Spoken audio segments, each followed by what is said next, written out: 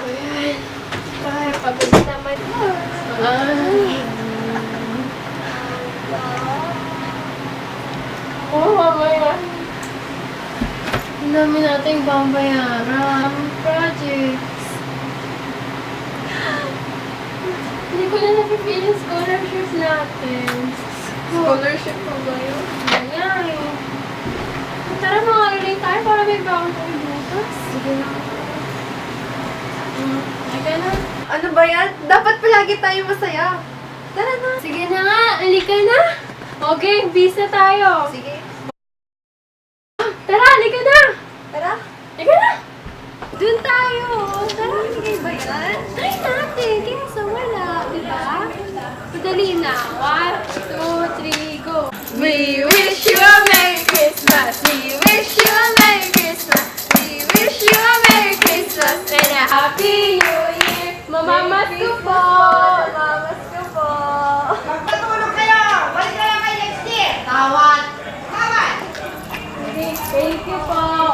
Sa may bahay, ang bati. Merry Christmas sa bawat hati. Ang pag-ibig ay siya naghari. Araw-araw ay magiging pasto lagi. Merry Christmas na mamas ko po. Merry Christmas na mamas ko po. Oy, oy, oy, oy, oy! Umayos ka dito. Sorry po. Tawad, tawad, Sorry po. tawad. 1, 2, 3, go. Pasko na naman, kahit tuli ng araw. Pasko na daan, tila bakit tila na. Ngayon ay Pasko, dapat na kasalan mo. Ngayon ay Pasko, tayo ay mag-awitan. Pasko, Pasko, Pasko, Pasko na naman muli.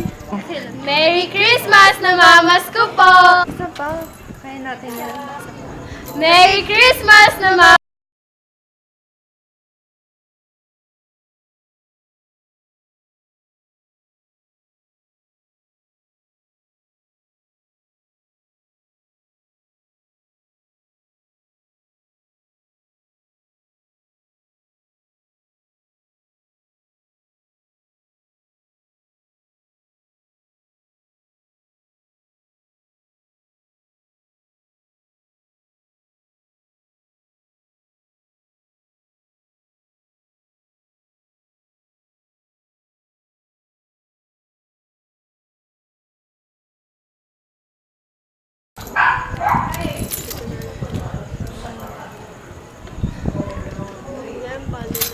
Uy! Ay, sorry Hindi, po. hindi, wala, wala. Pero ba't kinakasunod ng bahay ko? Makakaraling po sana kami. Sige, sige, wait lang ako. Hindi, sige, wala mo po kayo. Ba't ba kayo malungkot? Kasi po nung nangangaraling po kami, wala po kaming natatanggap na pera. Baka kayo nangangaroling, tatandaan nyo na. Eh, para sa projects po namin to eh. Eh, kasi ang dami pong babayaran. Tapos, scholarship lang naman inaasahan namin. Okay, sige, sige. Sige nga, sample nga. Sure kayo, kuya?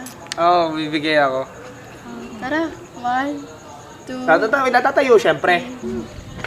Kaya natin yun. Para naman pingin ng pera, makakatulong ka. sige naman.